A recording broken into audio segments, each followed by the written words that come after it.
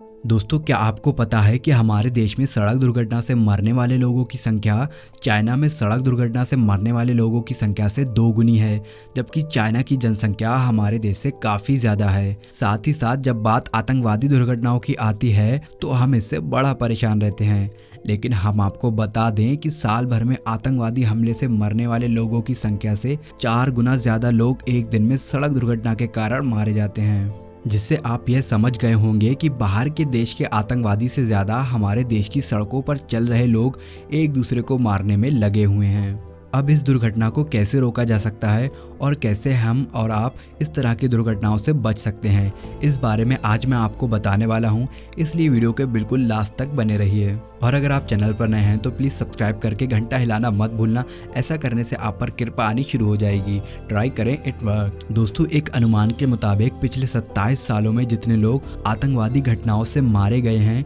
उससे 3 गुना ज़्यादा व्यक्ति हर साल सड़क दुर्घटना में मारे जाते हैं, यानी कि ये मामला बहुत ही ज़्यादा गंभीर है। और इसकी गंभीरता को अच्छे से समझने के लिए हम आपको साफ तौर पर बता दें कि हमारे देश में लगभग 5 लाख एक्सीडेंट हर साल होते हैं और उन 5 लाख एक्सीडेंट्स में से 1.5 लाख लोगों की मृत्यु हो जाती है। अगर हम सड़क दुर्घटनाओं की बात करें तो लगभग 84% रोड एक्सीडेंट का कारण ड्राइवर की लापरवाही होती है, और अगर हम दूसरे अहम कारण की बात करें तो लगभग 14% रोड एक्सीडेंट का कारण ओवरलोड वाहन होते हैं, यानी कि क्षमता से अधिक यात्रियों को ढोना या फिर क्षमता से अधिक सामान को ढोने की वजह से एक्सीडेंट होते हैं। और दोस्तों, तीसरा बड़ा कारण होता है हमारे वाहनों की कंडीशन का ख़राब होना, क्योंकि जब गाड़ियां ख़राब होती हैं तो ठीक से काम नहीं करती, जिस वजह से रोड एक्सीडेंट हो जाते हैं। उसके अलावा अगर हम चौथे बड़े कारण की बात करें तो वो है सड़कों का ख़राब होना, क्योंकि यह भी एक अहम कारण है जिसकी वजह से लोग डिसबैलेंस हो जाते हैं और सड़क दुर्घटनाएं देखने को मिलती हैं।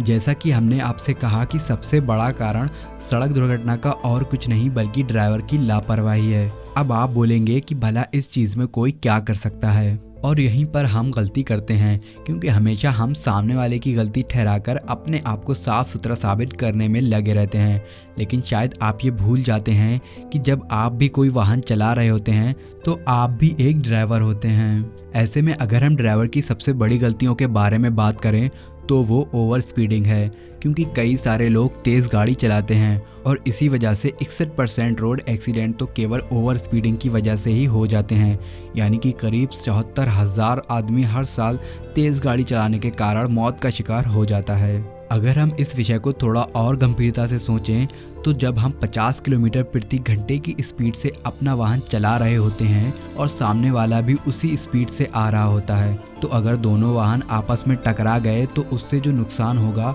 वो नुकसान लगभग 5वीं मंजिल से गिरने वाले झटके के बराबर होगा। इसलिए रोड एक्सीडेंट में बचने के लिए सबसे पहले तो अपनी स्पीड को काबू में रखना सीखें, क्योंकि अगर आपने इसे काबू में नहीं किया तो बहुत बड़ी समस्या खड़ी हो सकती है। और लोगों को इस चीज़ के बारे में बताने के लिए कई जगहों पर स्पीड बोर्ड लगे होते हैं, जिसमें यह बताया जाता है कि किस रोड पर कितनी स्पीड में गाड़ी चलाना सुरक्षित होता है। अगर हम दूसरी ड्राइवर की गलती की बात करें तो वो है ओवरटेक करना, क्योंकि अक्सर लोग जगह ना होने पर भी ओवरटेक करके गाड़ी को आगे बढ़ाने की सोचते हैं ताकि वो जल्द से जल्द अपनी मंजिल तक पहुंच जाएं। लेकिन कई बार अपनी मंजिल तक पहुंचने की जल्दी ही उन्हें रास्ते में ही दुर्घटना का शिकार बना देती है। और अगर आपको इस तरह की दुर्घटना से बचना है तो कभी भी जल्दी में बिना रास्ते के रास्ता निकालने की कोशिश मत करिएगा, क्योंकि आप लोगों ने कई सारी गाड़ियों के पीछे यह लिखा हुआ पढ़ा होगा कि दुर्घटना से देर भली, जो कि बिल्कुल सही भी है। तो देरी से पहुंच जाइए, ज़्यादा से ज़्यादा आपको किसी की 4 बातें ही सुननी पड़ जाएंगी,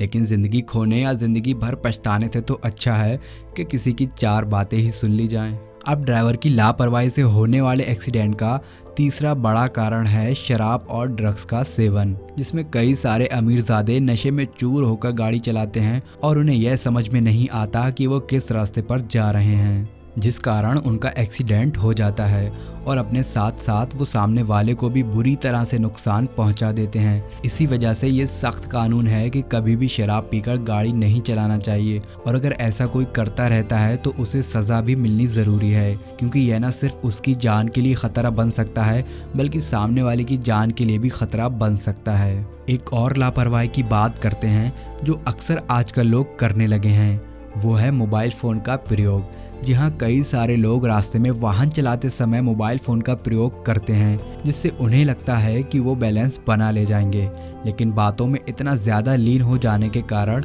कई सारे लोग पीछे से आ रही गाड़ियों की या तो आवाज़ नहीं सुन पाते या फिर आगे से आ रही गाड़ियों को समझ नहीं पाते, और इसी कारण उन्हें भारी खामियाजा भुगतना पड़ता है। इसीलिए ये बात भी बहुत अहम है कि अगर आप रास्ते में कोई वाहन चला रहे हैं तो ज़्यादा से ज़्यादा अपना ध्यान रोड पर लगाएं, और अगर किसी तरह का कोई भी फ़ोन कॉल उठाना हो तो अपने वाहन को साइड में रोक दीजिए, जिससे आप अपने आप को नुकसान पहुंचाने से बचा सकते हैं। साथ ही साथ पीछे आ रहे वाहन या फिर आगे से आ रहे वाहनों से टकराने से भी बच सकते हैं। बाकी इस तरह के आंकड़ों को जानने के बाद आपको यह समझ में आ गया होगा कि भले ही सामने से आ रहा वाहन कितना भी तेज़ क्यों ना हो, लेकिन जब तक आप अपने आप को संभाल कर रखेंगे और अपना पूरा फोकस रास्ते पर करेंगे तो आपको कुछ नहीं होगा। इसलिए हमेशा ट्रैफिक रूल्स मानिए, और जो लोग ना माने उनको एक बार समझाइए। अगर फिर भी वो नहीं समझते हैं तो सड़कों पर इस तरह के लोगों से थोड़ा दूरी बनाकर रखिए, जो आपके लिए काफ़ी ज़्यादा कारगर साबित होगा। बाकी आपका इस वीडियो के बारे में क्या कहना है हमें कमेंट करके ज़रूर बताइएगा, और ज़्यादा से ज़्यादा लोगों तक हमारी इस बात को पहुंचाने के लिए इसे अपने सभी फैमिली और फ्रेंड्स में शेयर करिएगा। उसके अलावा इसी तरह की शानदार वीडियोस को लगातार देखने के लिए हमारे चैनल को लाइक, शेयर और सब्सक्राइब करना ना भूलें। धन्यवाद।